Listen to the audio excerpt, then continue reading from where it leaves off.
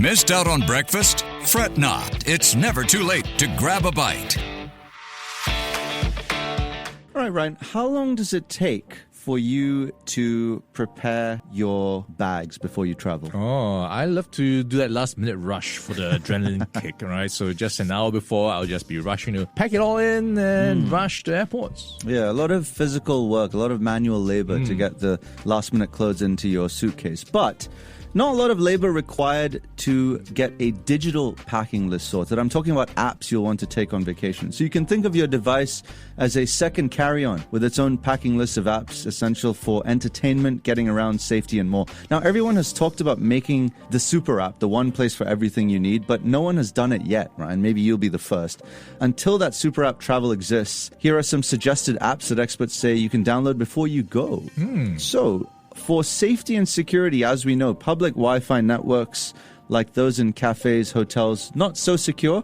So to keep criminals from intercepting passwords, credit card numbers, and emails, it's better to encrypt your internet activity. One method to keep data secure is to download and use VPNs, virtual private networks. Do you do that? I have to admit, I don't do that a lot, only if I go to places like China, where I might need a VPN to get around stuff, then I would download it. And to your point, it is something I was trying to get more deliberate about, just downloading all the stuff before I go to that place, because you don't know if you're going to get internet connections, you don't know if you're going to have to pay for it. No, so everything's free at home with Wi-Fi, so why not just get all sorted out? Yep, that is true. That is true. Some of these VPNs do cost you a bit of money, but that's the price you pay for security, I suppose. So you can try out NordVPN, ExpressVPN. There's Mullvad as well. It might be tempting to store copies of important documents like passports, health insurance cards, prescriptions on your phone as well, but it's more secure to use apps that encrypt that information. You've got 1Password, Microsoft OneDrive Personal Vault as well. So plenty of options for you to choose from, but yes, again, it might burn a bit of a hole in the pocket.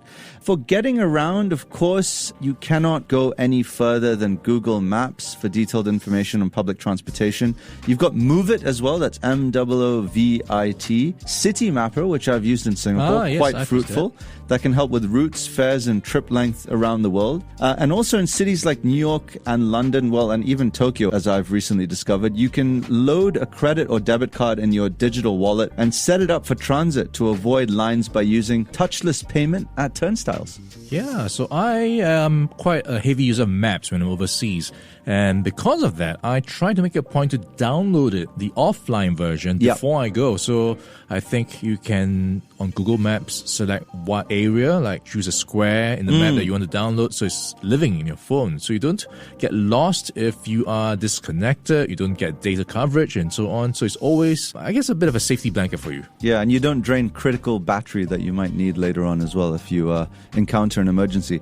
In some countries as well, hailing a cab on the street can be difficult or even unsafe. So if there's no access to Uber, you can download local trusted ride-hailing apps that offer set fares and location tracking. So of course, Vietnam, Thailand, Southeast Asian countries, for example, we've got Grab, which offers rides in cars, taxis, and on the backs of motorcycles. I've done that in Bali. I've done it in Vietnam as well. Sometimes without a helmet. Yeah, to that point as well, you should be sorting it out before you go, like logging in, creating the membership, and then the credit card details and so on. You don't be there doing it. Yeah. In India, we've got Ola, which is a popular choice.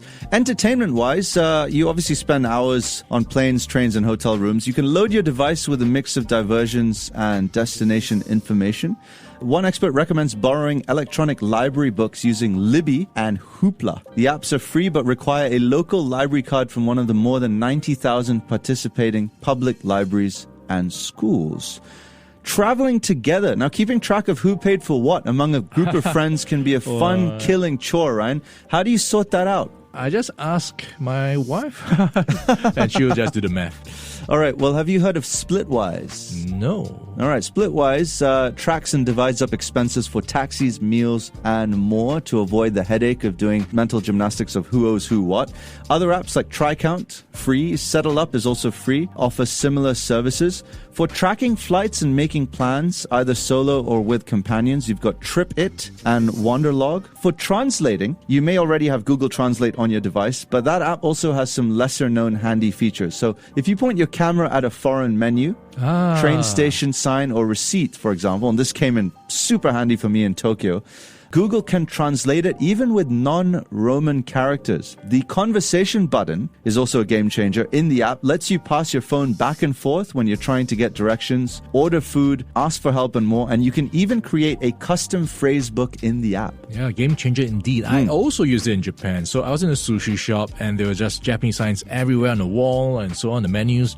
So it just turned the place into a bit of a augmented reality experience. Everything had a bit of a floating text on it. So English everywhere. I could navigate and of course order accordingly. Yeah, that's a nice way to put it. Augmented reality experience. Finally, and this one's a personal one, I use Skype credit. Now, Skype was officially shut down earlier this month. Its services were retired, but you can now transition to Microsoft Teams free, which offers many of the same features on Skype. But I bought about $10 worth of credit, and it would take me 6 months to use to make, let's say, emergency calls if I don't have a SIM card overseas and I don't want to use my roaming or my Singapore SIM.